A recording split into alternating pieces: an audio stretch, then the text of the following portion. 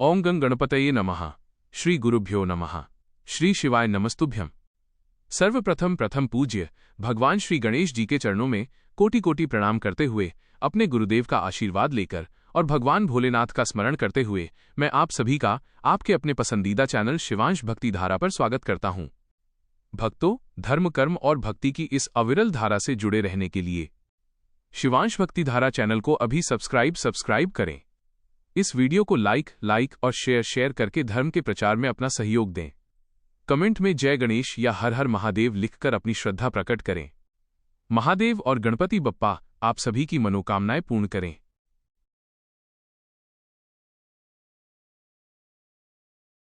सकट चतुर्थी, जिसे संकष्टी चतुर्थी, तिलकुटा चौथ या माघ चतुर्थी भी कहा जाता है, भगवान गणेश को समर्पित एक अत्यंत महत्वपूर्ण व्रत है।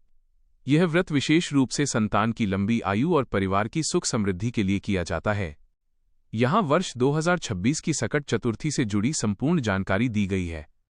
तिथि और शुभ मुहूर्त 2026। वर्ष 2026 में सकट चतुर्थी 6 जनवरी मंगलवार को मनाई जा रही है। चतुर्थी तिथि प्रारंभ 5 जनवरी 2026 को रात 11:15 बजे से। चतुर्थी तिथि समाप्त 6 जनवरी 2026 को रात 9:15 बजे तक। चंद्रोदय का समय 6 जनवरी को रात 8:50 बजे। स्थान के अनुसार 5-10 मिनट का अंतर हो सकता है। पूजा विधि 1. स्नान और संकल्प। सुबह जल्दी उठकर स्नान करें और स्वच्छ वस्त्र पहनें। हाथ में जल लेकर व्रत का संकल्प लें। 2. वेदी स्थापना। लकड़ी की चौकी पर लाल कपड़ा बिछाकर भगवान गणेश की मूर्ति स्थापित करें। 3. पूजन सामग्री। गणेश जी को अक्षत, फूल, दूर्वा, 21 गांठें, चंदन और धूप दीप अर्पित करें। 4. विशेष भोग। सकट चतुर्थी पर तिल और गुड़ के लड्डू, तिलकुटा का भोग लगाना अनिवार्य माना जाता है। 5. कथा श्रवण। शाम को पुनः स्नान कर या हाथ पैर धोकर गणेश जी की आरती करें और सकट चौथ की व्रत कथा पढ़ें या सुनें। 6. अर्घ्य दान। रात में चंद्रमा निकलने पर जल में दूध, अक्षत और फूल मिलाकर चंद्रमा को अर्घ्य दें। इसके बाद ही व्रत खोलें। व्रत के नियम। इस दिन निर्जला या केवल फलाहार व्रत रखने का विधान है। भगवान गणेश को तुलसी कभी अर्पित न करें। चंद्र दर्शन और अर्घ्य के बिना व्रत पूर्ण नहीं माना जाता। मन में किसी के प्रति द्वेष न रखें और ब्रह्मचर्य का पालन करें। सकट चतुर्थी व्रत कथा संक्षेप में। प्राचीन काल में एक बुढ़िया थी जो बहुत गरीब थी। वो रोज गणेश जी की पूजा करती थी। एक बार गणेश जी प्रकट हुए और बोले, बुढ़िया माई, तू जो चाहे मांग ले। बुढ़िया दुविधा में पड़ गई।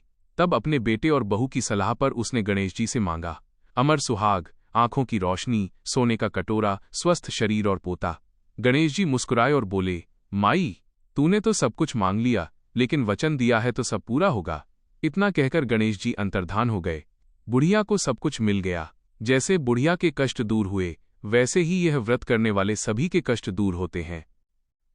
व्रत का फल। संतान की रक्षा। यह व्रत संतान पर आने वाले संकटों को टालता है। विघ्न विनाश। रुके हुए कार्य पूरे होते हैं और आर्थिक तंगी दूर होती है।